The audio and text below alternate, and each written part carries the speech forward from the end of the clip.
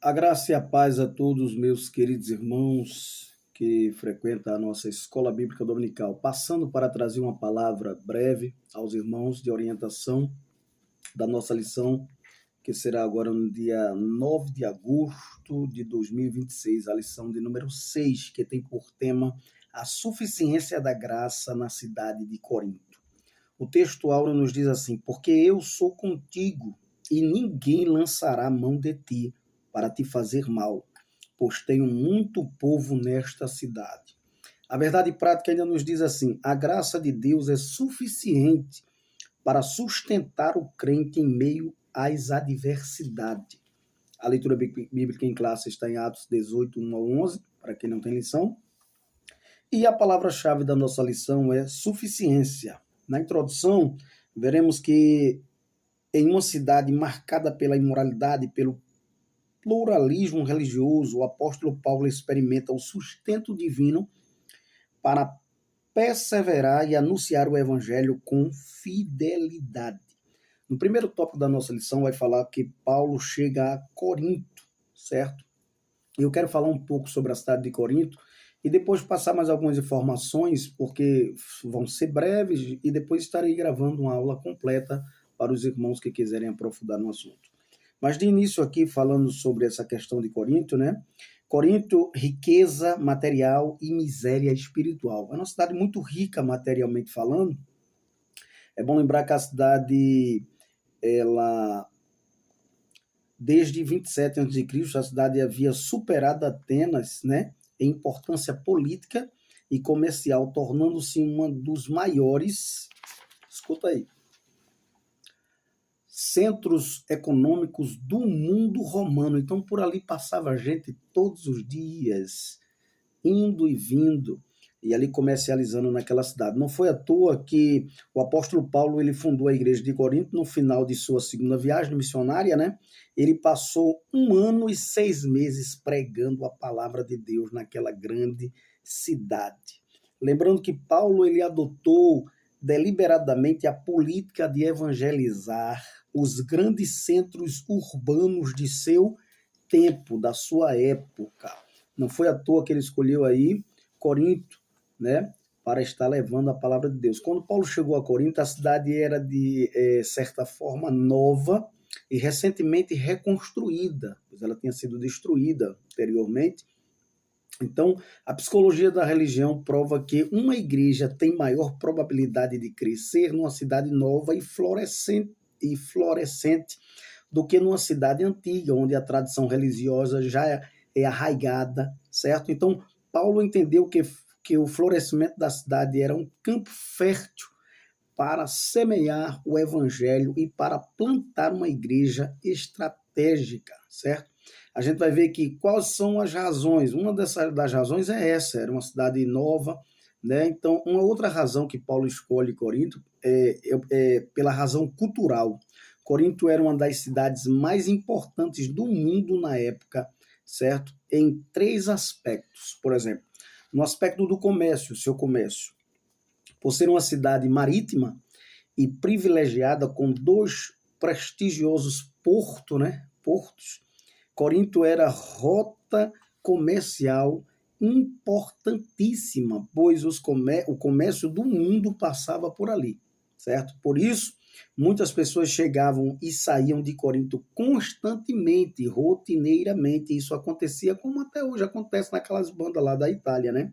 E isso foi visto por Paulo como uma porta aberta para a pregação a uma oportunidade de plantar ali uma igreja que se tornaria uma agência missionária para o mundo inteiro. Não foi à toa que Paulo vai para Corinto. Em segundo lugar, a sua tradição esportiva. Corinto era uma cidade de tradição esportiva, era uma cidade elogiável, também nos esportes, né? A prática dos jogos istmicos de Corinto só era superada na época pelos Jogos Olímpicos de Atenas, certo? E mais por nenhuma outra. A cidade atraía gente do mundo inteiro para a prática esportiva. E aí era uma grande oportunidade para se evangelizar as pessoas que gostavam de esporte, e umas iam evangelizando as outras e assim por diante. Ali a juventude fervilhava e a cidade pulsava vida e entusiasmo. Paulo entendeu que aquela era uma cidade que precisava ser alcançada pelo evangelho da graça de Deus. Em terceiro lugar, a sua abertura a novas ideias. A cidade de Corinto ela era aberta a novas ideias e experiência, né? Corinto era atualmente altamente, melhor dizendo, intelectual. O principal hobby dos habitantes era ouvir os grandes filósofos da sua época lá e pensadores exporem suas ideias em praça pública. Isso acontecia, certo? Havia essa cultura. A cidade transpirava cultura e conhecimento pelo... Paulo entendia que o evangelho poderia chegar ali e mudar toda aquela cosmovisão daquela cidade, certo? Então, em quarto lugar, a gente vai observar que existia uma razão, a razão moral. Uma das razões era a razão moral. Embora Corinto fosse uma cidade extremamente intelectual, era também moralmente depravada. Corinto tinha recebido a alcunha de cidade mais depravada de seu tempo. Veja que situação. Se tirarmos hoje uma radiografia da nossa sociedade, podemos dizer que a sociedade sociedade corrompida, né? Que sociedade poluída, maculada pela sexualidade, pela pornografia, pela imoralidade sexual, certo? Mas a nova moralidade que testemunhamos hoje nada mais é do que a velha moralidade transvestida com roupagem talvez um pouquinho indiferente. A degradação moral de Corinto pode ser identificada pelas seguintes razões, a gente vai observar aqui. Em primeiro lugar, a prostituição era algo muito presente na cidade de Corinto. Em Corinto, a religião se confundia com a prática sexual. A coisa era muito séria. Afrodite, por exemplo, considerada a deusa do amor, era adorada e tinha o seu templo sede na Acrópole, certo? A parte mais alta da cidade. Todo mundo via, todo mundo contemplava. Alguns estudiosos afirmam que aproximadamente 10 mil mulheres trabalhavam nesse templo de Afrodite como prostitutas cultuais. E foi daí que tiraram a ideia da mulher não cortar cabelo, porque essas mulheres raspavam as cabeças delas. E eram prostitutas cultuais. No topo da mais alta montanha de Corinto, as sacerdotisas adoravam aquela divindade pagã através da prostituição. Não bastasse isso, essas prostitutas cultuais elas desciam durante o período da noite para a cidade e se entregavam aos marinheiros, né? E turistas que ali aportavam, passavam por ali, estavam de passagem, né? Pessoas viajantes, e aí muito tempo fora de casa, e aí eles se aliviavam, digamos assim, através daquelas prostitutas cultuais, certo? Uma outra questão é o homossexualismo. Em Corinto ficavam os principais monumentos a Apolo, o deus grego que representava a beleza do corpo masculino. Olha lá. A adoração a Apolo induzia a juventude não apenas coríntia, né? Mas a juventude grega em geral, a se entregar ao homossexualismo. Talvez Corinto fosse o centro homossexual do mundo naquela época. Se você quer ter uma vaga ideia do que isso significa, lembre-se de como Paulo escreveu com cores vivas esse assunto em sua carta em Romanos, capítulo 1, versículo 24 ao 28. Era provável que o apóstolo Paulo teria escrito sua carta aos Romanos em Corinto, devido a esse processo todinho que ele observou. Podemos imaginar, então, Paulo escrevendo sobre o homossexualismo após abrir a janela da sua casa e olhar para Corinto, para as ruas de Corinto, para a cidade de Corinto. Era uma cidade de práticas homossexuais despudoradas. Muitos membros da igreja de Corinto eles tinham vivido na prática do homossexualismo antes de se converterem. 1 Coríntios 6 e 9, a gente vai ver isso. Então, essa era a situação dessa cidade. E em quinto lugar, havia uma razão também espiritual. Corinto tinha muitos deuses e muitos ídolos. Até hoje, quando se visita a cidade, é possível visualizar enorme gama de estátuas e monumentos dedicados aos deuses. Por isso, Paulo ele entende que aquela cidade ela precisava do Deus vivo, do Deus verdadeiro, do Deus eterno. Então, a mente estratégica de Paulo encontra em Corinto uma sinagoga, né? E dali ele faz a ponte do evangelho. A partir dessa ponte, Paulo ele leva o evangelho a toda a cidade. Ele prega ali através da sinagoga aos judeus e depois ele passa para todos os gentios e a cidade ali de Corinto. Para a gente não ficar só nessas explicações e explanações, eu quero também tratar sobre ainda desse segundo ponto da nossa lição. Deixa eu ver aqui se é o segundo ou o primeiro ainda. Que Evan está falando, aqui ainda no primeiro ponto, no terceiro subtópico, vai estar falando sobre Priscila, né? E Áquila. E aí eu quero trazer uma informação breve aqui também sobre Priscila e Áquila, para entendermos melhor essa questão deles dois.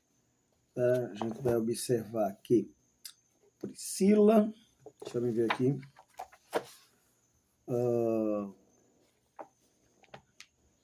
Priscila, para entendermos melhor essa questão. RS P. Priscila e Áquila. Veja bem, Priscila, por exemplo, ela também Priscila, né, também conhecida como Prisca, tá? Seu nome formal em seus escritos, o apóstolo Paulo refere-se a ela como Prisca. Olha lá. Era casada com um judeu cristão, Áquila, natural do Ponto e fabricante de tendas. Priscila e seu marido, sempre citados juntos, são apresentados no livro de Atos. Também são mencionados por Paulo em Romanos, capítulo 1, em Coríntios, em Coríntios, né? 1 Coríntios, e 2 Timóteo. E é o único casal cristão citado pelos nomes no livro de Atos e nas cartas. Das 6 vezes que o casal é mencionado, em 4 Priscila é citada em primeiro lugar. Por que isso? E isso provavelmente tem levado muitos estudiosos a acreditar que ela pertencia a uma classe social superior do próprio marido de Áquila, né? Geralmente sustenta-se que Áquila era um escravo judeu que conquistou a liberdade em Roma e Priscila pertencia a uma família romana chamada Prisca, né? Chamada Prisca, provavelmente era o brasão da família, esse nome Prisca. É interessante notar que em 1 Coríntios 16 e 19, onde Paulo fala sobre a igreja que se reunia na casa deles, Priscila é mencionada depois do marido. Alguns sugerem que essa colocação coincide com o ensino do apóstolo da ordem do relacionamento entre esposa e esposo no lar, conforme Efésios, capítulo 5, 22 ao 33. A outra referência em que é mencionada depois do marido é no texto em que o casal é citado pela primeira vez em Atos, capítulo 16 e 18 e 2. Por causa de um decreto do imperador Cláudio, Priscila e seu marido saíram de Roma e foram para Corinto. No ano 49 depois de Cristo, ali ela conheceu o apóstolo Paulo, o qual trabalhava junto com Áquila na fabricação de tendas e estava hospedado na casa deles, tá? Tem mais alguma informação aqui, mas eu vou ser bem, vou comprimir aqui para falar ainda sobre Galho. Quem era Galho, tá? Quem foi Galho, que está aqui no terceiro subtópico, no terceiro ponto da nossa lição, certo? O procônsul aqui, Galho. Galho ele foi nascido em Córdoba, tá? Na Espanha, era irmão do filósofo Sêneca, tornou-se procônsul da Acaia em 52 depois de Cristo e governava Corinto na época da primeira visita de Paulo à cidade. Tá bom, meus irmãos? Em sua segunda viagem missionária, né? Conforme Atos 18, que a gente está lendo aqui, versículo 12 ao 17, morreu tempos mais tarde em Roma, onde participou de um complô para matar o imperador Nero. Paulo começava seu trabalho na cidade, como era seu costume, pregando na sinagoga. Os judeus locais, quando, porém, eles se tornaram demasiadamente ofensivos à mensagem, né, conforme Atos 18:6, o apóstolo os deixou e entrou na casa ao lado e começou a pregar mais especificamente aos gentios, na residência de Tito Justus, um homem temente a Deus. Alguns judeus, como Crispo, né, o líder da sinagoga, tinha crido em Cristo, e à medida que mais e mais pessoas tornavam-se cristãos, o antagonismo dos judeus crescia cada vez mais, até que culminou num ataque unido. Os judeus levaram Paulo diante de Galho e acusaram-no de pregar coisas contrárias à lei judaica. O que acontece? Galho, entretanto, não se envolveu no que considerou uma questão interna entre os judeus, concernente a assunto da religião, né, religiosos deles, embora a lei romana protegesse o direito dos povos de professarem a própria religião deles, não permitia, no entanto, extensão dessa ordem aos cidadãos de Roma. Olha lá.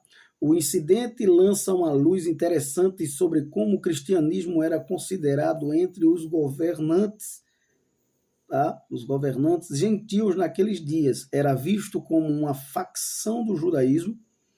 Por isso, Galho não quis intervir, pois estava satisfeito em permitir que as cortes judaicas tratassem de tais assuntos. Não interveio nem mesmo quando os judeus agarraram, né, seu próprio líder Sóstenes e o espancaram diante do tribunal. Ele fez vista grossa e disse que um assunto era religioso, não era um assunto que pertencia a eles, tá?